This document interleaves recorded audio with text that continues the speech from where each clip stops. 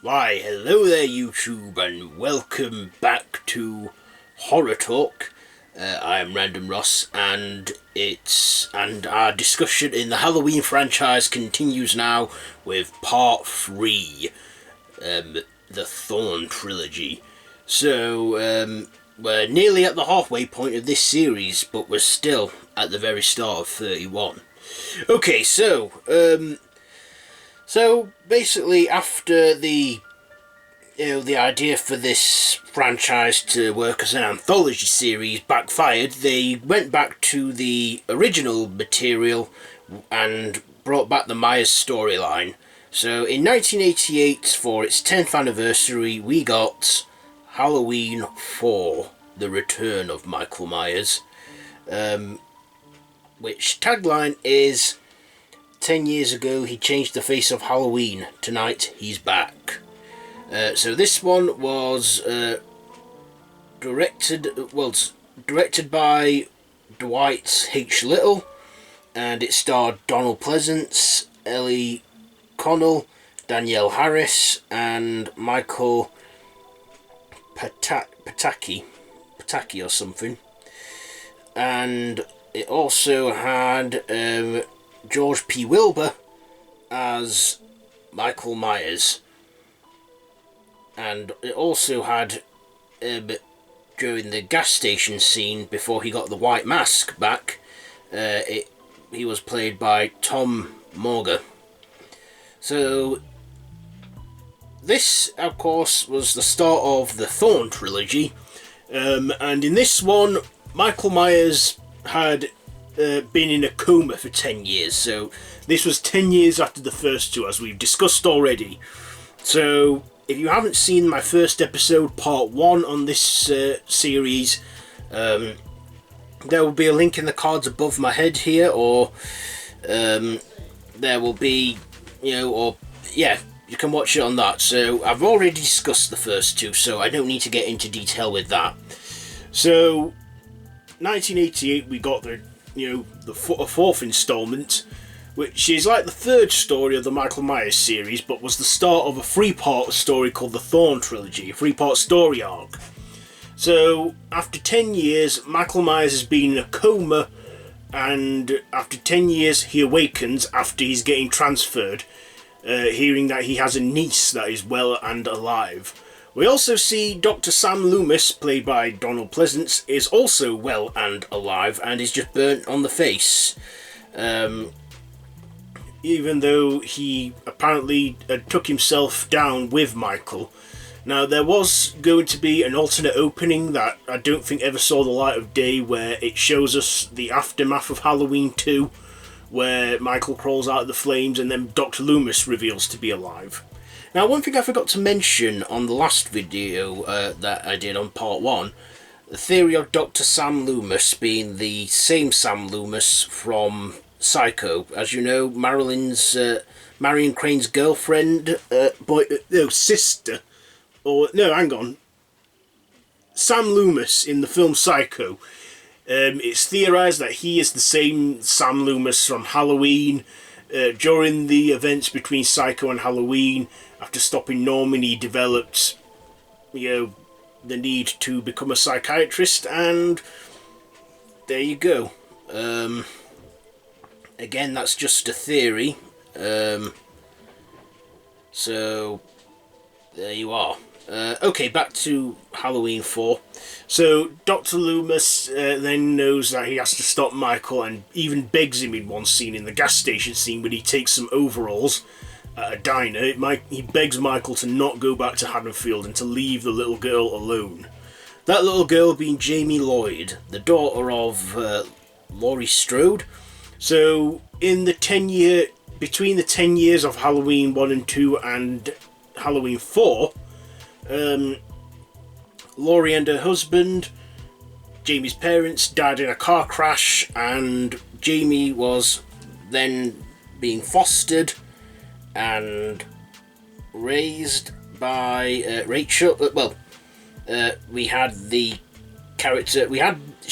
Basically in the second film, she was looked after. She was only a 10-year-old girl, and she was being babysat by Rachel on the night Michael returned.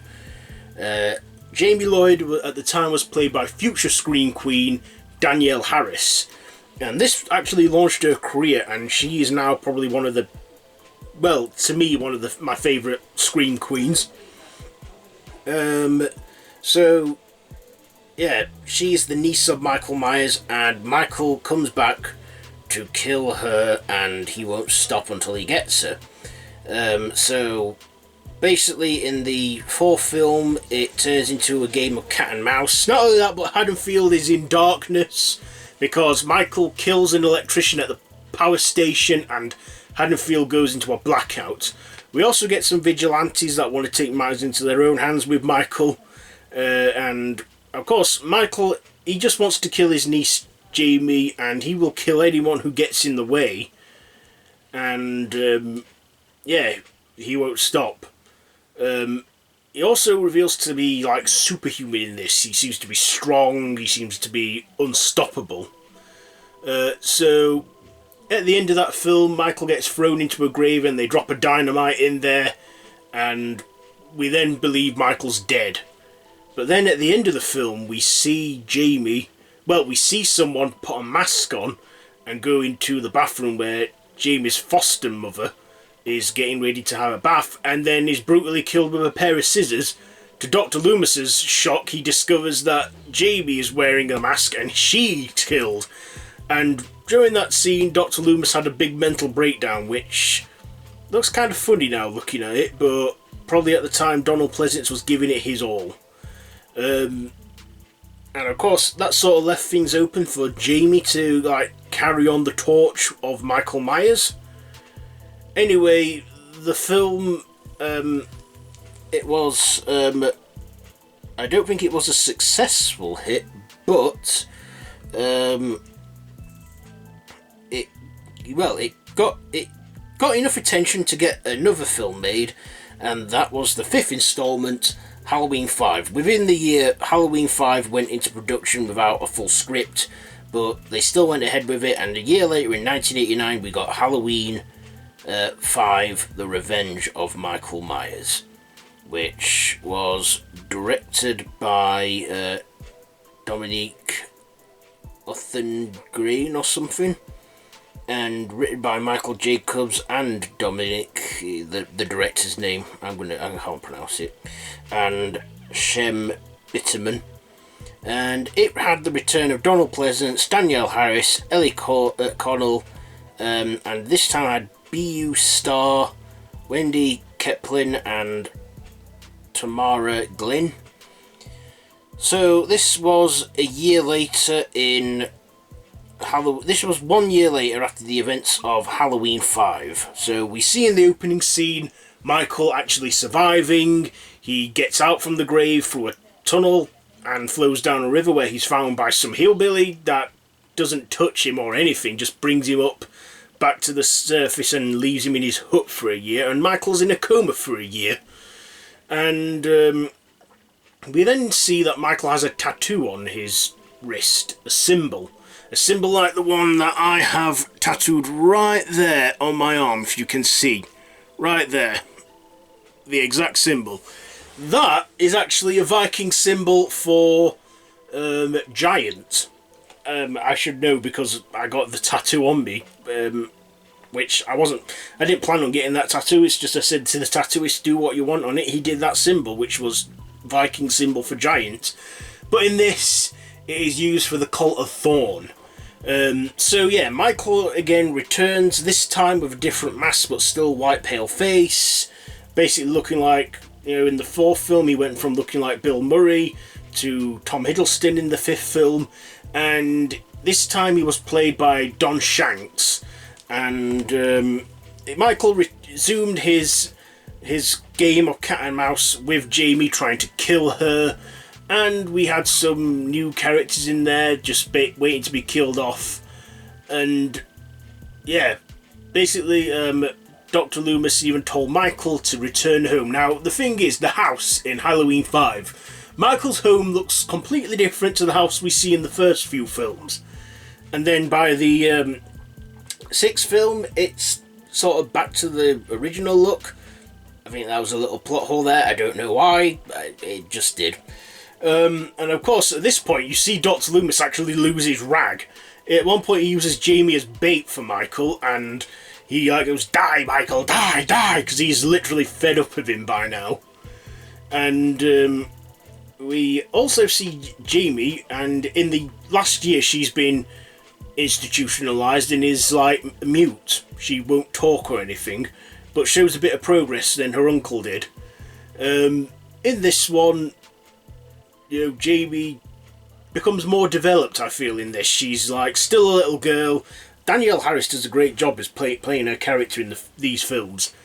And at one point, she like surrenders to Michael and then calls him uncle, and then wants to see his face. And we do actually see Michael's eye. We see a tear running down his eye. Then he puts the mask back on and starts trying to kill again. Yeah, in this he also kills Rachel as well, early on in the film as well, with a pair of scissors. And then, of course, the film ends where Michael does get caught by the police and they're on about taking him to a facility where he can get contained. Then when Jamie gets put in a police car getting ready to be taken home, some man in a long cloak breaks in with a shotgun and guns everybody down and takes Michael. And the film abruptly ends where Jamie, she gets out of the car, wanders through a whole obstacle of dead people, dead cops, and Michael is gone, and it ends there. And we didn't get an answer to that till 6 years later. And about 6 years later, we got the sixth installment, which was the third and final part of the Thorn Trilogy, Halloween, The Curse of Michael Myers. This film, it was directed by Joe Chappell or something, starred Donald Pleasance, a young Paul Rudd as well, Marion Hagen or something, and Mitch Ryan. And George P. Wilbur, he reprised his role as Michael Myers in this film, and in the reshoots he was portrayed by A. Michael Lerber. But yeah, George P. Wilbur is one of the very few actors that have played Michael more than once. So in this sixth film we find that Michael Myers was driven by a curse that urged Michael to kill his entire bloodline. He wanted to wipe and kill his entire bloodline so that he could die. In this, Danielle Harris does not return as Jamie Lloyd. She does appear in archived footage as young Jamie Lloyd in the producer's cut. See, there's two different versions of this film. There's the theatrical cut and the producer's cut. I think the producer's cut of this one is way better than the one that we got in cinemas. We get more footage in there. We get, like I say, archived footage in the producer's cut where we see Danielle Harris as young Jamie Lloyd. Jamie Lloyd in this was played by C.J. Brandy, and she was killed in the opening act of this film. She also gave birth to Michael's child as well, because the cult kidnapped her and got Michael to impregnate her, and she sends Michael on a goose chase. I mean, she dies by running into some lawnmower, or combine harvester, But then next thing, the little baby, what's his name? Little baby Danny is then on Michael's hit list, and he wants the baby. We also get Mitch Ryan return in this as Dr. Terence Wynn. Now, Dr. Terence Wynn, he only made a very small part in the first Halloween film, but in this he actually returns, and we find out that he is the Court of Thorn leader. And the Court of Thorn, they do some sort of old Gaelic tradition, and Michael is cursed and he has to kill his bloodline in order to be put to rest himself. This had Paul Rudd as well in his first leading role in a movie. Paul Rudd played a now grown-up Tommy Doyle. Tommy Doyle was the kid that Laurie was babysitting on the night Michael came home. And he becomes the main protagonist of this film. We also get Donald Pleasance as Dr. Sam Loomis, playing Dr. Sam Loomis for one last time. And it's sad, because Donald Pleasance, this film was dedicated to him, and he sort of died during post-production of this film, so we never got to see the finished product. But I think he'd have been a bit disappointed, because I think, as I've already said, the producer's cut of this film is better. If you get the chance to ever see Halloween: The Curse of Michael Myers, and there's two options for this, see the producer's cut, because it is way better. Boogeyman Ben, he's even said as well that the producer's cut is way better than the theatrical cut, and I couldn't agree more with him. So the Court of Thorn, and their symbol is the very symbol that we see on Michael's wrist, tattooed on my arm, and that is the symbol for the Court of Thorn. There's also an alternate ending where, as well to this, at the end Michael escapes. He replaces himself with Dr. Terence Wynn, and is wearing he likes wearing Dr. Wynn's clothes and escapes and looks over his shoulder. So Michael gets away, and the film ends where Tommy and what's her name? Kara Strode, played by Marianne Hagen, escape with baby Danny, and Dr. Loomis, his fate is pretty much left unknown, but we hear a scream, we assume it's Dr. Loomis.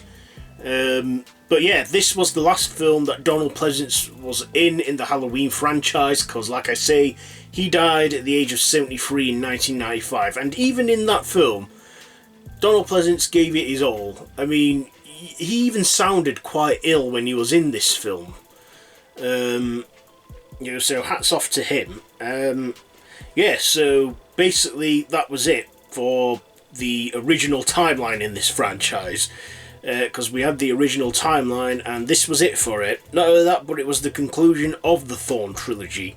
Because the next installment we got in 1998 for its 20th anniversary, we got a brand new timeline. And for years I just wanted to believe that Laurie faked her death, which a lot of people have theorised. Laurie faked her death, didn't want to bring Jamie up because she wanted her safe in case Michael should go after her. But now I've come to accept that it is an alternate timeline. But we will discuss all that in the next episode. So yeah, that's it for this third part, the Thorn Trilogy.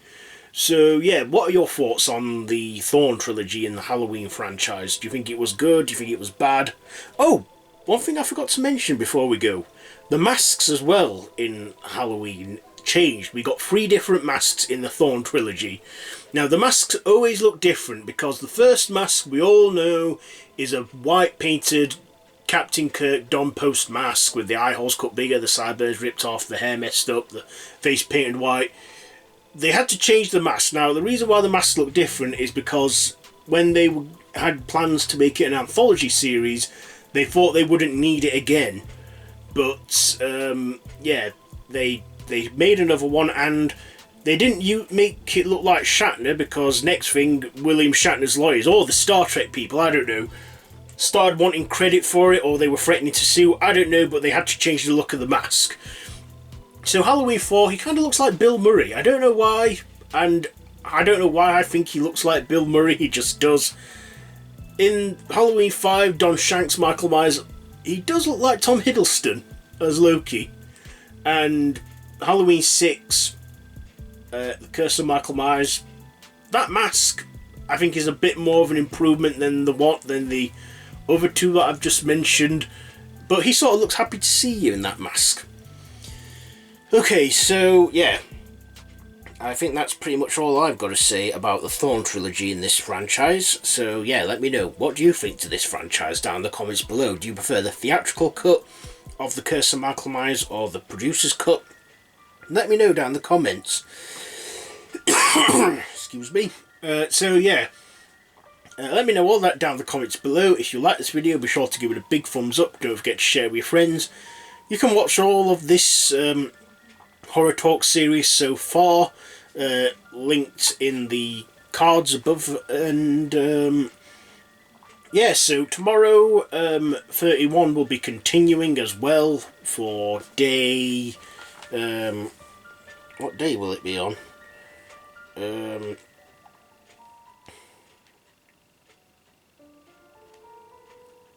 Yes, day 4. Day 4, where I will be reviewing, Halloween 2. So yeah, so next Thursday, this series will continue with part 4, the Strode Timeline. So until then, oh yeah, and if you like this, if I said already, like this video, be sure to subscribe and hit the notification bell, please, if you will. And yeah, till next time, well, till tomorrow, don't have nightmares.